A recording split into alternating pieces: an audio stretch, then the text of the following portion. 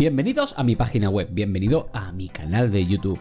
Hoy vamos a ver un tema, hoy muy sucinto, muy rápido, que va a ser la distribución espacial de la población. Porque la población es una de los campos de estudio, la demografía es uno de los campos de estudio de la geografía. Más concretamente, bueno, actualmente, antes de nada de dar la definición que es la demografía, quiero apuntaros que para el año 2017 había pues 7.400 millones de personas en nuestro planeta Tierra, ¿de acuerdo?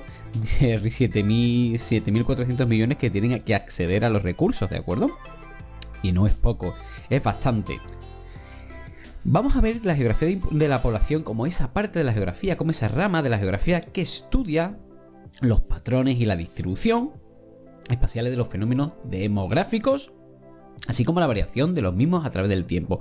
¿Y eso qué quiere decir? Realmente vemos dónde está emplazada la población y intentamos explicar, o realmente los demógrafos, los geógrafos especialistas en el tema intentan explicar a qué se debe, tanto en un momento dado como ahora, como la evolución. O sea, ahora mismo, venga, pues hay lo que hemos dicho antes, 7.400 millones, ¿vale? De personas habitando el planeta, pero también podemos verla en el tiempo. Entonces, cuánto hubo hace 1000 años, cuánto hubo al principio de la humanidad, así sucesivamente. Y es una ciencia que es bastante reciente y es solo desde los años 50 del presente siglo. En el siglo XX, al principio, pues bueno, antes del siglo XX, lo que había en el siglo XVIII era alguna enciclopedia que sí incorporaban datos relativos a la población. Incluso ha habido algún libro, por ejemplo este de Cabanilles, que sí se le ostenta en la Comunidad Valenciana como geógrafo, que habla sobre la población y la historia natural, y así sucesivamente, que no me voy a meter en este tema. Si miran, por ejemplo, si me gustaría reflejar este geógrafo que está ahora en la pantalla, que es Rafael Puyol Antolín, que también es en demógrafo, encargado de esa población, y esa publicación que recuerda mis años de universidad, y por eso lo he puesto. Y por ejemplo tenemos datos que no vamos a ver aquí porque estas son de mis clases. Si queréis ir mis clases presenciales, pues bueno, sabéis, tenéis que buscarme donde estoy dando las clases, o a través de internet también puedo daros las clases. Y vamos a ver, por ejemplo, qué es el crecimiento natural, como la diferencia entre la natalidad y mortalidad y las distintas posibilidades que hay. Ese es el crecimiento natural, ¿de acuerdo? Incluso cómo evoluciona. Pero aquí nos vamos a quedar, en vez de ver tantos datos que son propios de tantos índices geográficos. Son, vuelvo a repetir, de mis clases. Por ejemplo, la pirámide de población. Esta es la pirámide de población, por ejemplo, de España. Esto cómo se interpretan las pirámides de población. Eso, los modelos de transiciones demográficas. Sí, vamos a quedarnos con la idea de la población. ¿Quiénes son? Mirad, el 90%, si se ve en ese mapa poblacional, el 90% que está, la población viene coloreada en esos tonos rojizos, los más oscuros, los más intensos.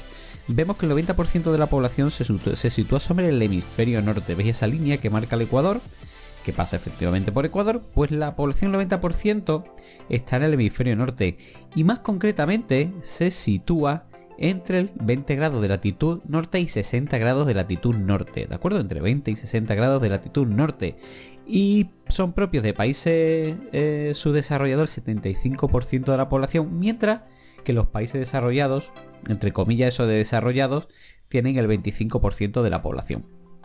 Los factores de la distribución de la población son dos, son factores físicos y factores humanos.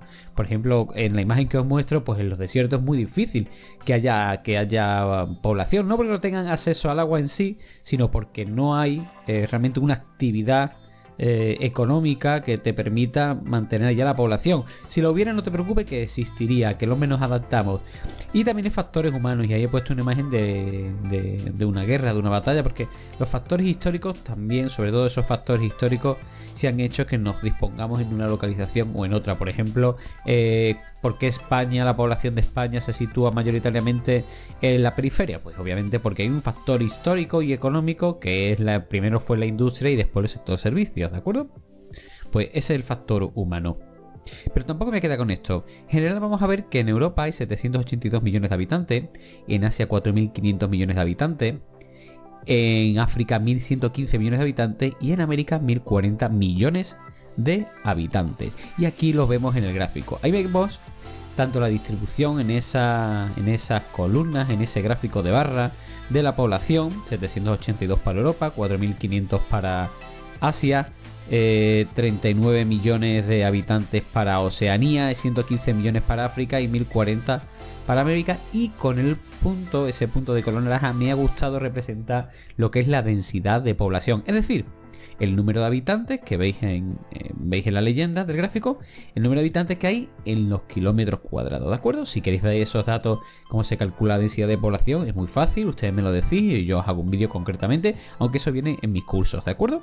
Entonces, esos 70 millones de habitantes, esos 70 habitantes por kilómetros cuadrados es lo que tiene Europa, mientras que Asia tiene 87 habitantes por kilómetros cuadrados. Oceanía solo tiene 5 habitantes por kilómetro cuadrado. Y África 33 habitantes por kilómetro cuadrado, mientras que finalmente América tiene 24 habitantes por kilómetro cuadrado.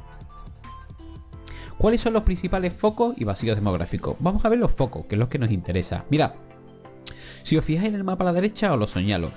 El primer foco que vamos a ver es el Asia, ¿vale? Asia, o sea, Asia Oriental, y vamos a ver que las tierras emergidas, ¿de acuerdo? Es el número de superficie que alberga la población es solo el 7%. Pues ese 7% alberga el 25% de la población. El 25%. De ese 25%, ¿cómo se distribuye? Pues vamos a ver que 1.300 millones aproximadamente son de China. Japón tiene, atención Japón con la superficie que tiene, que es muy pequeña entre comillas, pues tiene 126 millones de personas. Y es que Japón realmente tiene una densidad de población envejecida además. Es envejecida, pero una gran densidad de población.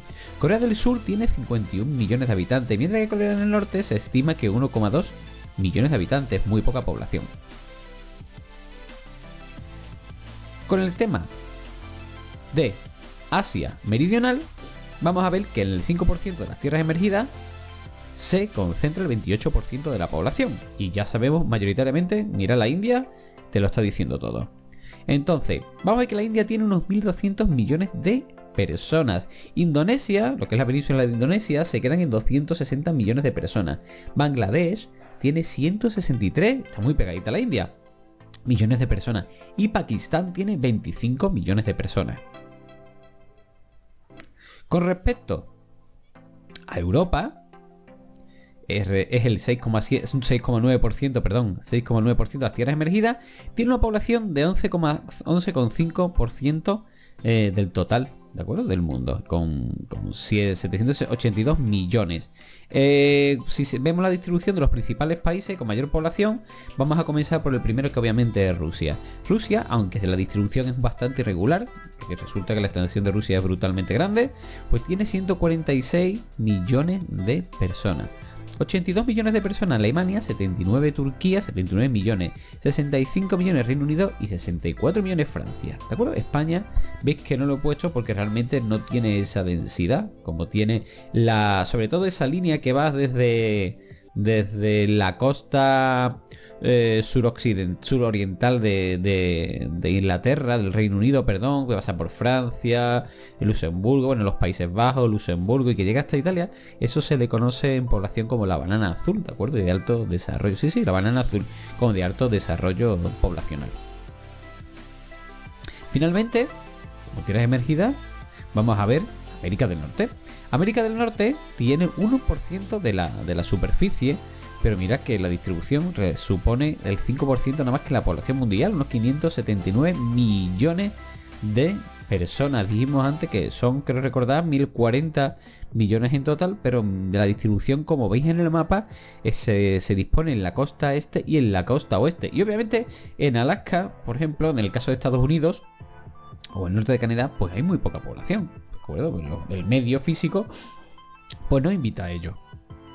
Entonces vamos a destacar que, por ejemplo, Estados Unidos tiene 325 millones de habitantes, Canadá tiene 36 millones de habitantes, y asimismo México, que también es de Norteamérica, es 36 millones de habitantes. Después, en el curso normalmente lo que vemos son las migraciones, pero queda realmente con lo hemos visto, la distribución de la población y las consecuencias como las migraciones, ¿de acuerdo? Espero que os haya gustado el tema, que aunque ha sido súper rápido, pero yo creo que es de gran interés para todos. Un saludo y hasta pronto.